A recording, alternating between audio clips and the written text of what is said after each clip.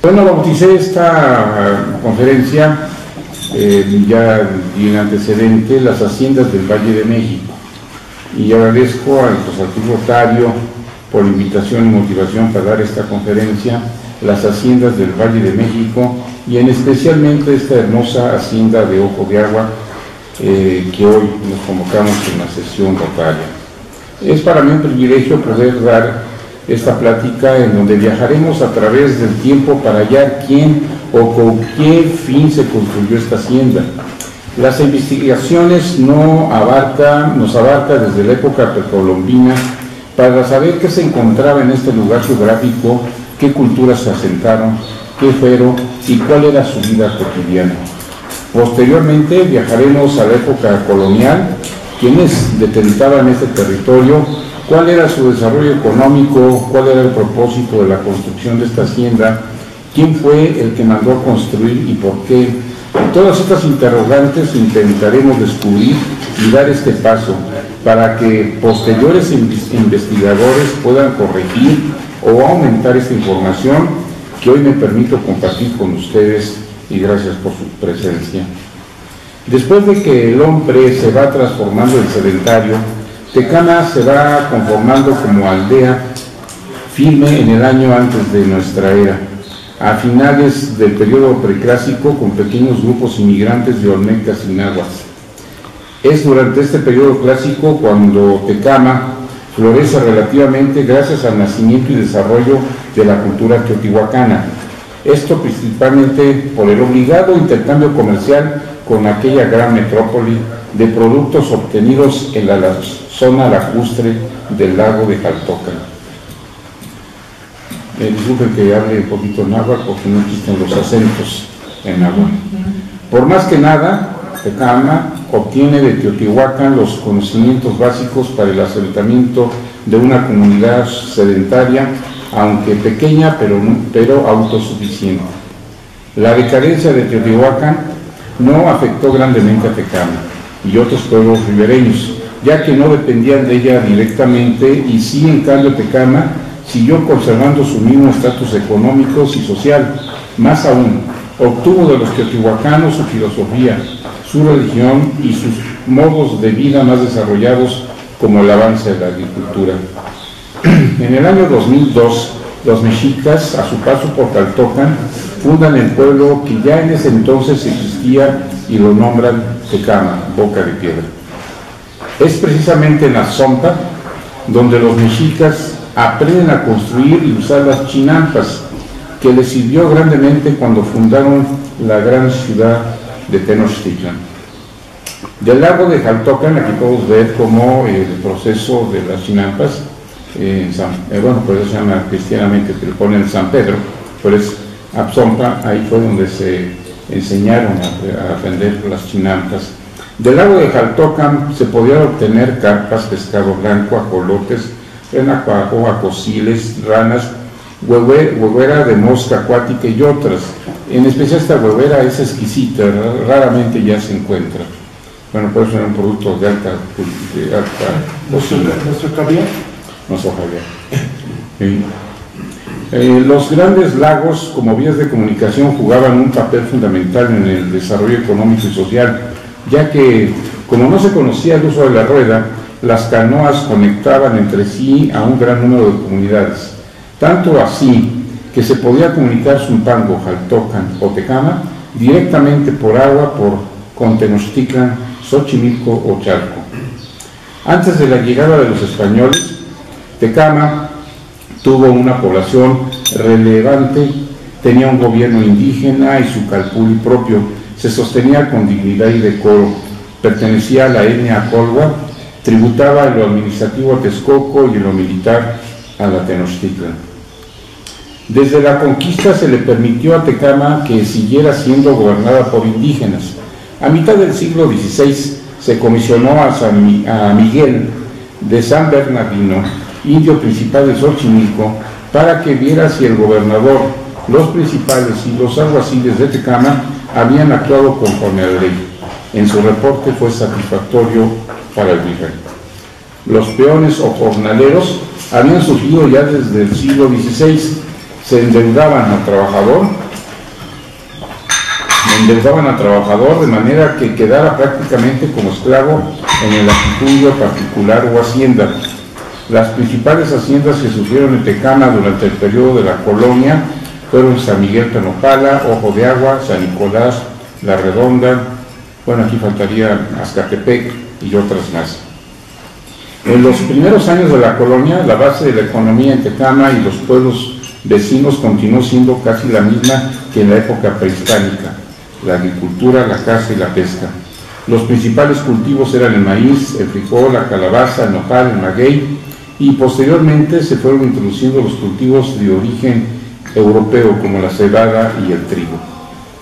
La parte de la laguna de Jaltocan estaba dentro del territorio de Tecama, donde la pesca y la caza acuática fueron otra fuente importante de la economía de los pueblos ribereños.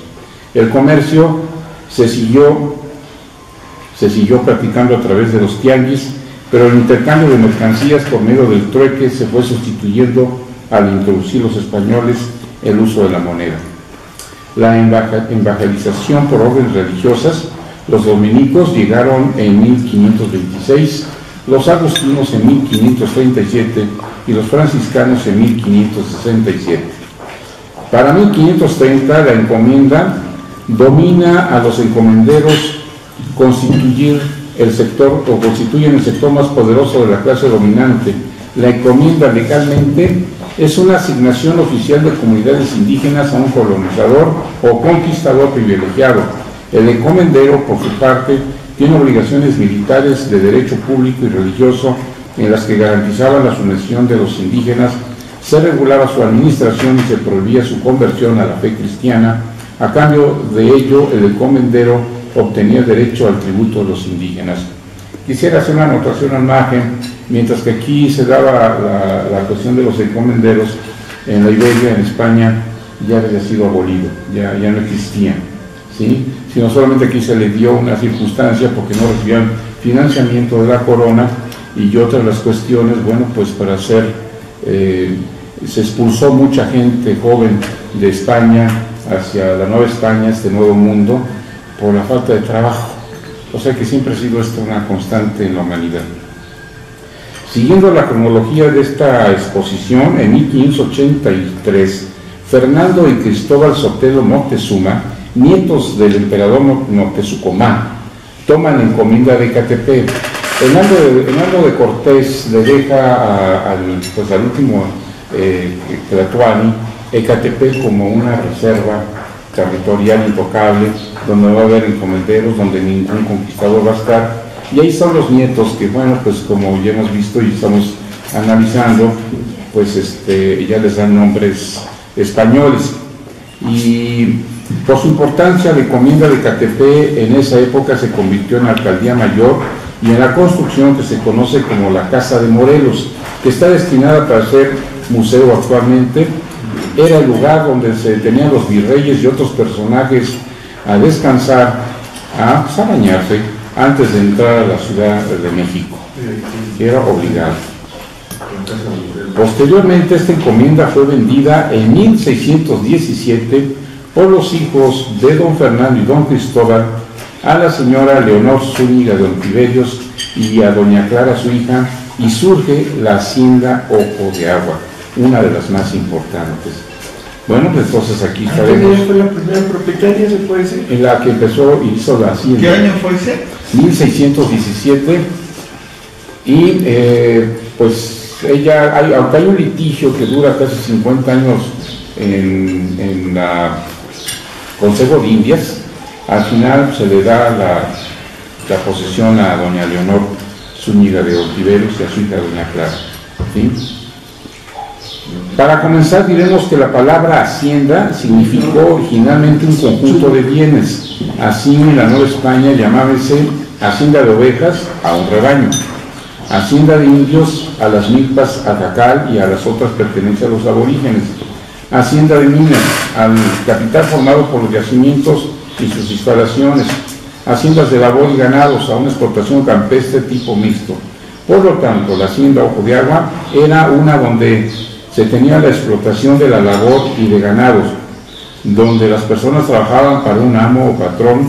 Para darnos una idea de las extensiones, se medían por estancias que equivalían a, es interesante, una estancia de ganado mayor equivale a 1.760 hectáreas, una estancia de ganado menor equivale a 780 hectáreas, una legua equivale a 41.20 metros, una caballería de tierra equivale a 42.8 hectáreas y una hacienda equivalía a 8.778 hectáreas. O sea, eran extensiones grandísimas, lo que no podemos conseguir porque, bueno, pues a partir de la Revolución se quitaron todas estas haciendas y fue Cabo Elegido, ¿no? Todas las iglesias de la región fueron ministradas en el culto religioso por los agustinos, ya que los franciscanos se habían dedicado a la evangelización y traza de los pueblos. Procedo a citar fechas y hechos para poder ir acercándonos a la actividad de la hacienda Ojo de Agua, y ese relato que se encuentra registrado en el Archivo General de la Nación, referente al desagüe de la Ciudad de México, de fecha 1 de diciembre de 1773, en donde uno de ellos dice: autos sobre las mojoneras que se construyeron por parte de la hacienda nombrada Ojo de Agua. Más adelante diremos, pero aquí se me antoja decir que al momento de hacer los virreyes y luego Porfirio Díaz, siguiéndole, son 200 y tantos años, fue por eso que desaparecieron los lagos, ¿sí? Se fue el agua, ¿sí? Uno por evitar la inundación de la Gran Tenochtitlan, pero se les pasó la mano. Los trabajos llevados a cabo, hasta aquí bien, los trabajos llevados a cabo en el Gran Canal para el desalojo de las aguas del Valle de México y evitar las inundaciones de la capital de la Nueva España empezaron en el año 1608 y podemos decir que fue hasta 1899, o sea, 291 años de trabajo continuo para el desalojo de las aguas. Con estos trabajos las consecuencias fue que todos los lagos de la región empezaron a desaparecer por estas y otras acciones hechas por la mano del hombre. Asimismo, con fecha 13 de marzo de 1782, aparece un litigio por problemas de tierra, y consta que el señor José Joaquín Ariscorreta, propietario del rancho en jurisdicción de San Cristóbal de Catepec, nombrado Las Salinas, alias La Chinampa, reclama: en esta expectación estaría yo cuando sobrevino el que dijo ser don Bernardo Galán, otro propietario. Don Bernardo Galán, dueño de la hacienda que se llama Ojo de Agua, circunvecina al mencionado rancho La Chinampa, y se movió por los años 67 a 81 y despojarme de un gran pedazo de pastos nombrado el presidio, que es lo más sustancial de la finca, sobre mi restitución según el juicio sumario en la radio audiencia. Dicen don Bernardo Galán que compró a Joseph Melgarejo la hacienda Ojo de Agua. Aquí viene otro propietario, ¿sí? Antes de Bernardo Galán, la compró a Joseph Melgarejo la hacienda Ojo de Agua. Perdón, que mencionaban por ahí que todavía ellos son los que conservan la propiedad, los americanos son judíos o son americanos. No, más adelante vamos viendo cómo va pasando la propiedad. Y actualmente, pues bueno, ahorita vamos para allá. En el año 1784 aparece el Fondo Legal de Zumbilla lo siguiente: mojonera nombrada Clarisco, corriendo al oriente y lindando por la hacienda Ojo de Agua. Mojonera nombrada Tecalco, siguiendo el mismo rumbo, lindando por la hacienda Ojo de Agua. Veamos las dimensiones de la hacienda, ¿sí? Tanto norte, sur, este, oeste. En el año 1847, en la sesión llevada a cabo, se establece que no se da ningún tipo de cooperación, por lo tanto se pide al ayuntamiento que sea el que fije la cuota, que tiene que pagar las siguientes haciendas y ranchos. Hacienda Ojo de Agua 60 pesos, Hacienda Santa Lucía 10, la Hacienda La Redonda 6, etc.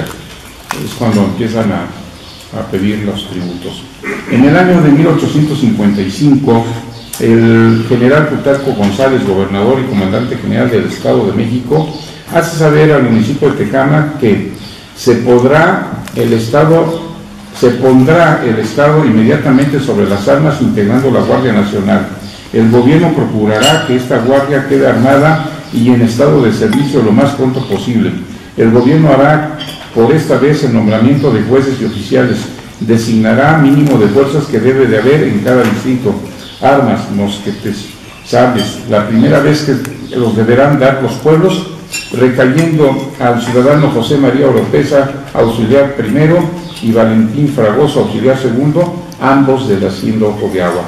Obviamente todos estos datos que fui investigando, siempre me centré a Ojo de Agua, Hacienda Ojo de Agua, porque uno como historiador, pues cae en la tentación que cuando está leyendo uno, se va por otra línea. ya dejó lo quieto porque ya encontró otro dato interesante y nos vamos. Y pues bueno, pues qué bueno que me comprenden, porque pues es algo que tenemos que regresarnos, ya nos apuntamos. Luego vendré a investigar esto, ¿sí? Entonces, en el año 1860, la prefectura de Teotihuacán ordena al comisario de Tecámac reunir 10 hombres montados y armados para acudir a la defensa de una de las municipalidades. Entre estos son comisionados 2 hombres de la Hacienda Ojo de Agua. Aquí, pues en la lectura, estamos viendo la importancia que en aquellos años tuvo la Hacienda Ojo de Agua en participar, pues tanto en los tributos, tanto en el año 1865, en el acta de cabildo se asienta que se cobren impuestos atrasados a la dueña de la Hacienda de Ojo de Agua, señora Teresa Flores de Trujillo. En el año 1865, Teresa Flores de Trujillo. Contestando el administrador que la Hacienda no tiene con qué pagar, no aceptándose la disculpa por las autoridades, al poderse comprobar que ha tenido pastos, pesca y corridas, es productiva, además contar con el expendio de pulque, con vallas de clachiqueros y tinacales, considerándose a la finca como de beneficio. O se quería volar los impuestos. Hicieron auditoría. En el año 1870, grave problema sufre el pueblo de San Pedro Arzompa, porque la Hacienda Ojo de Agua acerca el camino que pasa por sus terrenos, impidiendo el paso al pueblo. Esto, bueno, tiene toda una crónica muy importante, y hasta el año de 1897, pues ya vemos casi los 20 años, la parroquia de Tecámac, quien tenía el cuidado de todas las parroquias, registra la siguiente cifra de habitantes. Para la Hacienda Ojo de Agua, 80 habitantes. En el año 1908, noticias del pulque vendido durante el año de la Hacienda Ojo de Agua, sumando un total de 48.142 cubos. En este mismo año se registra que el día 24 de noviembre, varios peones de una cuadrilla se sublevaron contra el encargado Santiago Gómez, infligiéndole varias lesiones. Pues para qué toma con ellos, ¿verdad? En el año 1910 se da a conocer un contrato celebrado entre vecinos de San Pedro Arzompa y el licenciado Pedro Ortiz, propietario de la Hacienda Ojo de Agua. 1910, compañero. Pedro Ortiz. Licenciado Pedro Ortiz, propietario de la Hacienda Ojo de Agua. Imagínense todo el tiempo que duró en no pasar San Pedro por los caminos que se llaman reales, ¿no? Pedro Ortiz. Pedro Ortiz, así se llama. 1910, propietario de la Hacienda Ojo de Agua. El propietario de la hacienda permite que los vecinos del pueblo de Arzompa hagan un camino por la orilla del terreno llamado Potrero de la misma hacienda, de 2,5 metros de ancho. A cambio, los vecinos del pueblo se comprometen a formar una calzada con árboles de uno y otro lado. Firman por los vecinos del pueblo los señores Teófilo Prado, Florencio Ávila, Eduardo Ávila, Tiburcio Galán y Sotelio Gutiérrez, aprobándose el convenio por la autoridad municipal. Este camino todavía existe. Ese es el de la entrada, ¿no? No. Que le llaman gallineros. No, está el que llaman la de la calle de Nazario, la que sí, ¿sí? Es Juárez. La Chinampa. La de la Chinampa, ¿sí? Donde va a un salón de... Juárez, continuación se vuelve 16 de Para dar septiembre. la entrada, ¿no? Ahí. San Pedro. A San Pedro, ¿sí? En el año 1913, el gobernador del estado comunica que, habiendo terminado en la mayor parte de los estados de la República la acción militar indispensable para la pacificación, queda en pie la vigente necesidad de extinguir el bandolerismo, tanto para devolver al país la tranquilidad perdida, como para cuidar los intereses materiales que constituyen nuestra riqueza pública. Por ese motivo se recomienda que avise a los hacendados que desde esta fecha, por acuerdo del señor presidente de la República, las haciendas deben contribuir con 10 hombres para el cuidado de sus propias fincas. O sea, desde siempre hemos tenido inseguridad. Sí. En el año 1917, el gobernador del estado solicita informes sobre quiénes de los dueños de haciendas han cumplido con lo previsto en el decreto relativo al establecimiento de escuelas en sus respectivas fincas. Se contesta que las de Tenopala y Ojo de Agua han cumplido. Así, las de Santana y La Redonda, por tener pocos vecinos, pues no has justificado la escuela. Bueno, pues ya estamos hablando de aquí del México revolucionario, ¿sí? La Constitución.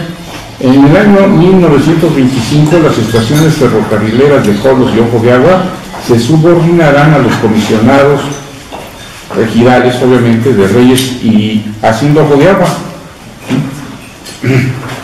En la década de los años 40, después de que pasaban las lluvias del verano y bajaban por las barrancas, se formaban pequeñas lagunas en la temporada invernal, cuando emigraban una gran variedad de aves acuáticas. Se realizaban las famosas armadas, técnica muy particular para la cacería del pato en forma masiva y en donde participaban un gran número de personas en la recolección, preparación y venta. Asimismo, otro aspecto muy importante: cuando era abundante el carrizo y el tule, la producción de carcería se destacaba en la elaboración de cestos, canastos, petates y otros utensilios domésticos. La plática de los que vivieron las armadas es algo muy rico, porque sea abundante los patos aquí en esta zona. En el lindero, ¿no?, de Ojo de Agua, Tonanitra y esa parte, ¿no?, que llegaba a Jaltocana, era donde llegaba el pato, ¿no? Y también en las playas de Ozumbilla, también de este lado. Pues en todo, pues es que han... Sí, la zona de la Sosa. Sí, porque llega al lago, ¿no?, de Texcoco, pues se junta con el de Zumbando, la laguna y todo eso. Sí. Exacto. Hasta Chalco y Xochimilco, por lo que decía al principio. Incluso en este camino real que se abrió, no sé si llegaron a ver hace algunos años, no sé si ahorita había mucho tule, ¿sí? Bueno, pues obviamente había mucha agua.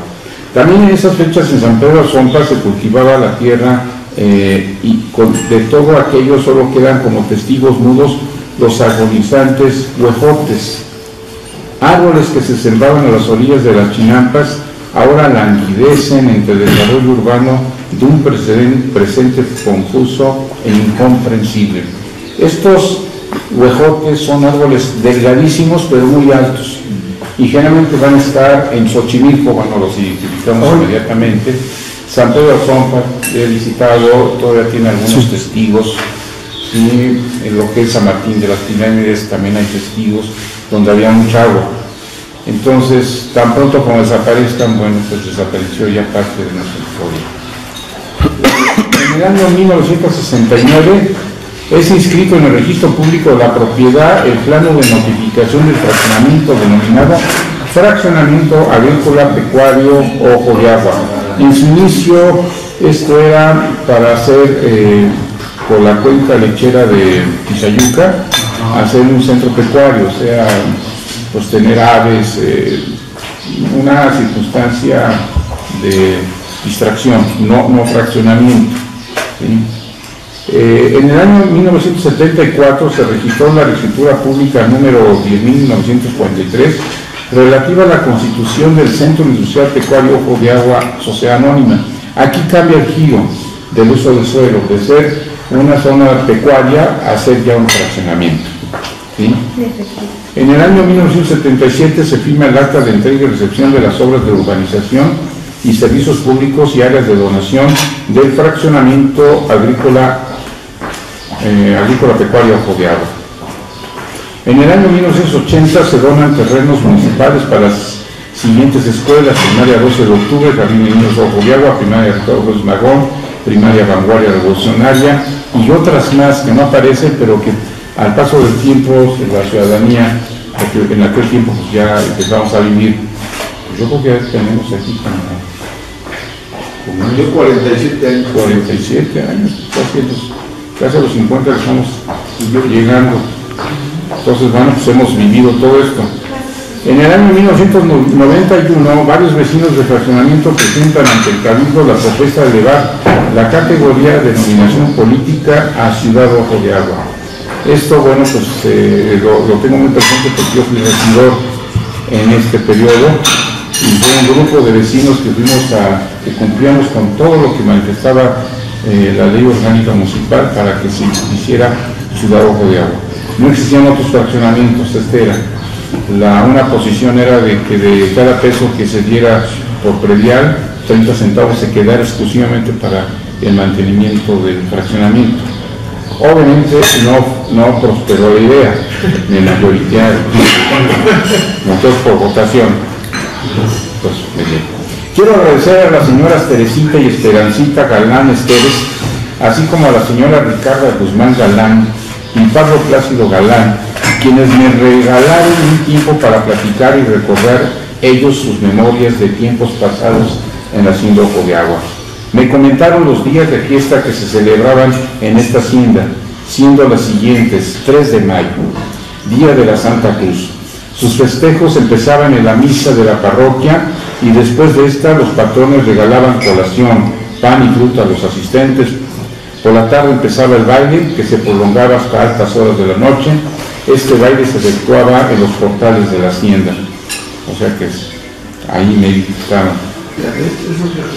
15 de mayo, Día de San Isidro Labrador, o sea, no Día del Maestro, San Isidro Labrador.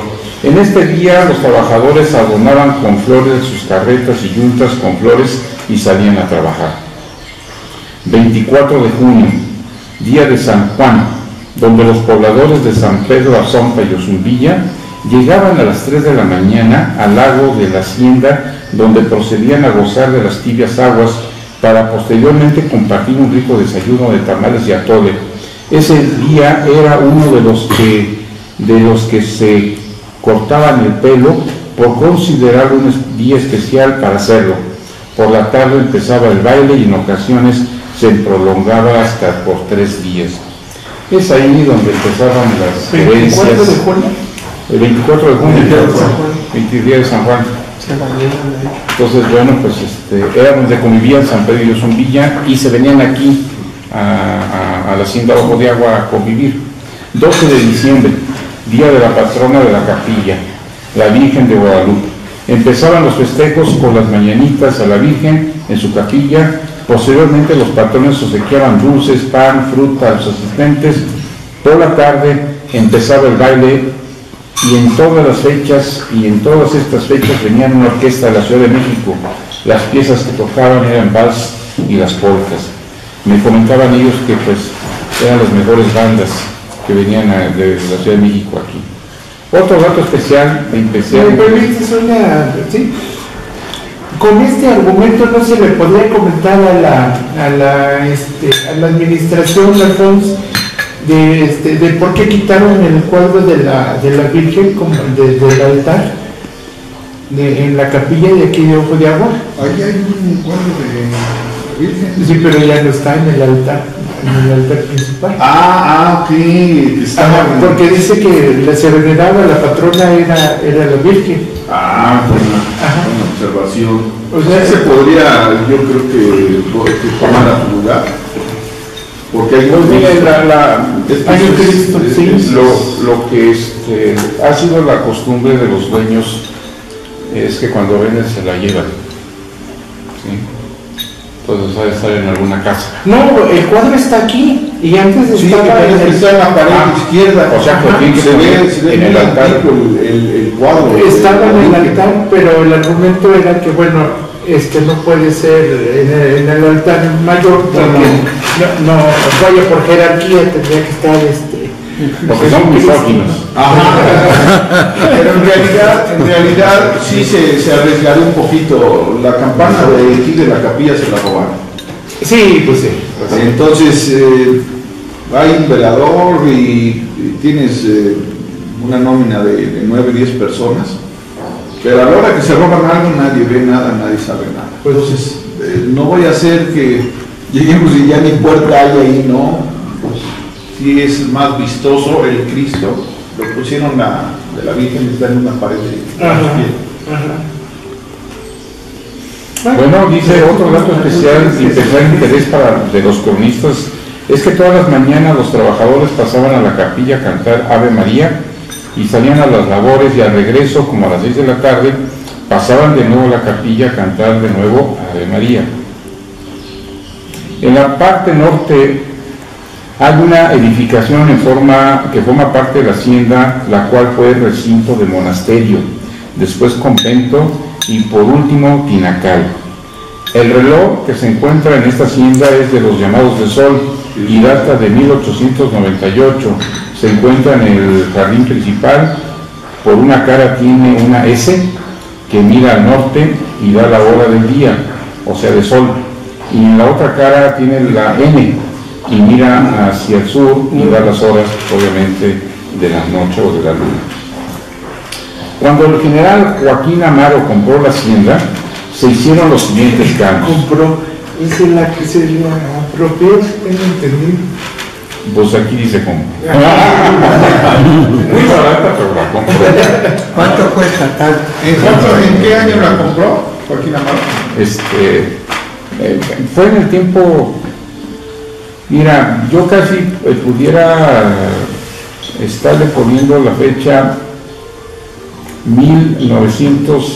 1928-29, porque él era el secretario de guerra y candidato a la presidencia de la República.